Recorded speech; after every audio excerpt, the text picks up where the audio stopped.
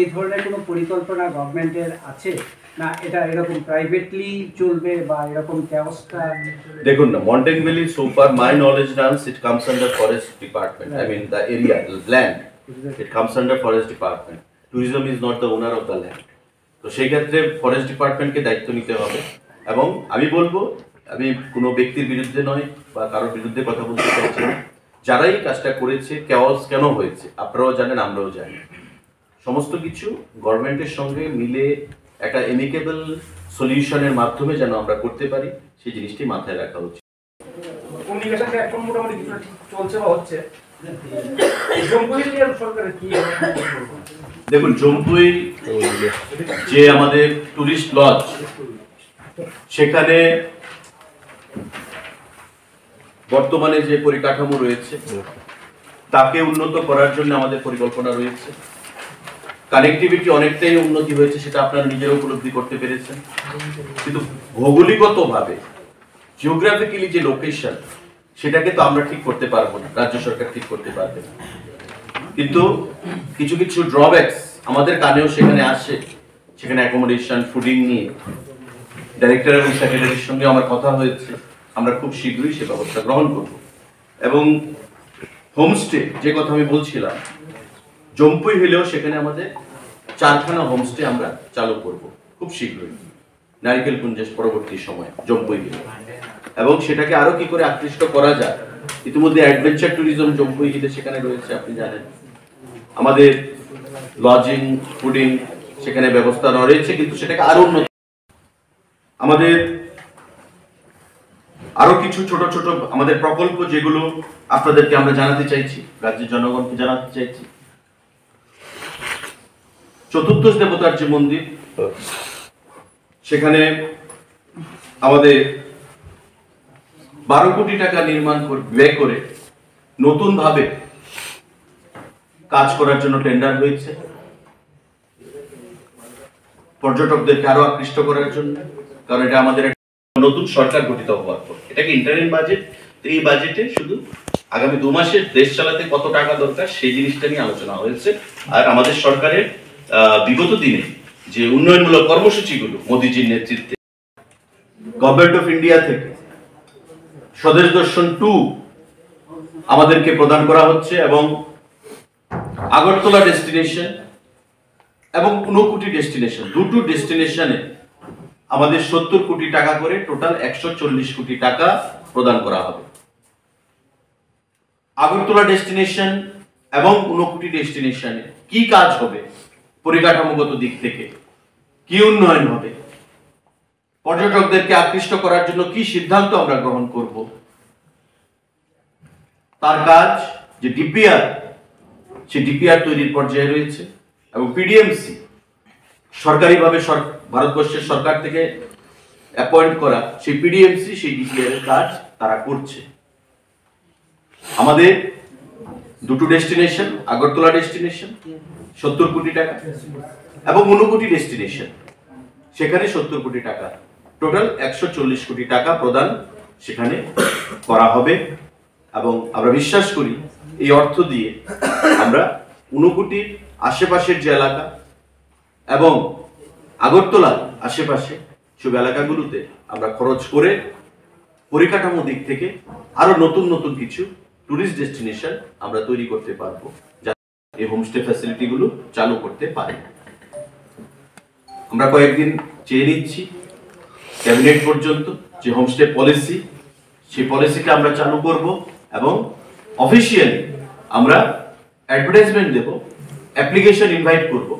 Private যারা homestay facility provide করতে চায়, ব্যবসা করতে চায়, তাদের কাছে তারা যেন পার্টিসিপেট করে অ্যাপ্লিকেশনের মাধ্যমে দপ্তরের সঙ্গে যোগাযোগ করে পরবর্তী সময়ে আমরা তাদেরকে লাইসেন্স প্রদান করব। সাংবাদিক বন্ধুরা, তো প্রাথমিক 3 মাসে টোটাল টুরিস্ট আমাদের এসছে 1,55,183 জন।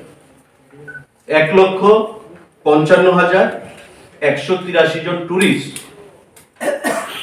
দেশের বাইরে থেকে, রাজ্যের বাইরে থেকে আমাদের এই রাজ্যে এসছে। আমরা যদি 22-23-এর 3 মাসের সঙ্গে অক্টোবর, নভেম্বর, ডিসেম্বরের সঙ্গে তুলনা করি, কারণ আমরা জানি যে অক্টোবর থেকে টুরিস্টদের আনাগোনাটা বেশি শুরু হয় প্রতিটি জায়গায় যারা ভ্রমণ পিপাসু মানুষ রয়েছে। আমরা যদি 22-23-এর সঙ্গে সেটা তুলনা করি, তবে 22-23-এ ছিল 84,217 সংখ্যাটা, আর আজকে এই 23-24-এ সৌরভ গাঙ্গুলির ব্র্যান্ড অ্যাম্বাসেডর হওয়ার পর সেটা দাঁড়িয়েছে 1,55,000। উপস্থিত আছেন আজকের এই সাংবাদিক সম্মেলন সেক্রেটারি ট্যুরিজম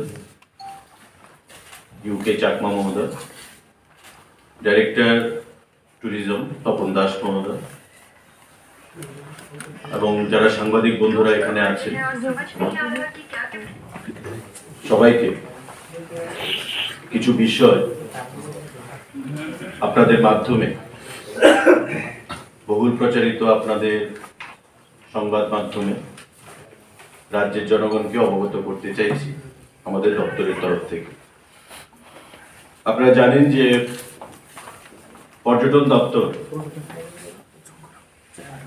বিভিন্ন বহুমুখী পরিকল্পনা নিয়ে আমাদের সরকার গঠিত হওয়ার পর কাজ করে চলেছে, এবং ইতিমধ্যে রাজ্যের পর্যটনকে আরো আকৃষ্ট করার জন্য আমাদের কেন্দ্রীয় সরকার, রাজ্য সরকার যৌথভাবে সহযোগিতার মাধ্যমে আমরা কাজ করে চলেছি। বিভিন্ন সময়ে কেন্দ্রীয় সরকার বিভিন্ন প্রকল্পের মাধ্যমে আমাদেরকে আর্থিক অনুদান প্রদান করে থাকে, এবং সেই আর্থিক অনুদান এবং রাজ্য সরকারের প্রচেষ্টার মাধ্যমে আমাদের রাজ্যে পর্যটনের যে ক্ষেত্রগুলো, স্থানগুলো রয়েছে সেগুলোকে আমরা উন্নতিকরণে বিভিন্ন পদক্ষেপ গ্রহণ করেছি, এবং আগামী দিনেও সেটা আমাদের জারি থাকবে। তার বাইরে আপনারা জানেন যে রাজ্যের পর্যটনকে বিশ্বের দরবারে পৌঁছে দেওয়ার জন্য, রাজ্যের পর্যটনকে যেগুলো সুপ্ত ছিল, অজানা ছিল বিশ্বের কাছে, ভ্রমণ পিপাসু মানুষের কাছে, সেগুলোকে আরো জনমুখী করার জন্য আমরা ত্রিপুরা ট্যুরিজমের ব্র্যান্ড অ্যাম্বাসেডর হিসেবে ভারতবর্ষের ক্রিকেট দলের প্রাক্তন অধিনায়ক সৌরভ গাঙ্গুলিকে ব্র্যান্ড অ্যাম্বাসেডর হিসেবে আমরা নিযুক্তি দিয়েছি। আজকের এই সাংবাদিক বৈঠকে আমি শুরুতেই যে সৌরভ গাঙ্গুলিকে ব্র্যান্ড অ্যাম্বাসেডর হিসেবে নিযুক্তি দেওয়ার পর একদিকে যেমন ত্রিপুরা পর্যটকদের আগমন বৃদ্ধি পেয়েছে, ঠিক তেমনি আমাদের দপ্তরের যে রেভিনিউ, টিটিডিসিএল ত্রিপুরা ট্যুরিজম ডেভেলপমেন্ট কর্পোরেশনের যে রেভিনিউ, সেটাও অনেকটা বৃদ্ধি পেয়েছে, এবং আমরা আশা করি যে আগামী দিনে এই টুরিস্ট ফুটফল বিভিন্ন রাজ্য থেকে এবং দেশের বাইরে থেকে, বহির্দেশ থেকে পর্যটকদের যে আগমন এই রাজ্যে আরো বৃদ্ধি পাবে। আমি এখানে সৌরভ গাঙ্গুলির সাথে আমাদের যে চুক্তি হয়েছে, মেমোরেন্ডাম অফ আন্ডারস্ট্যান্ডিং মাও, এবং অফিসিয়াল যে এগ্রিমেন্ট আমাদের হয়েছে, সেটা আমরা ধরতে পারি যে অক্টোবর মাস থেকে তার পথ চলা শুরু হয়েছে। কারণ আপনারা জানেন যে গত জুন জুলাই মাস থেকে তার প্রসেস আমরা শুরু করি।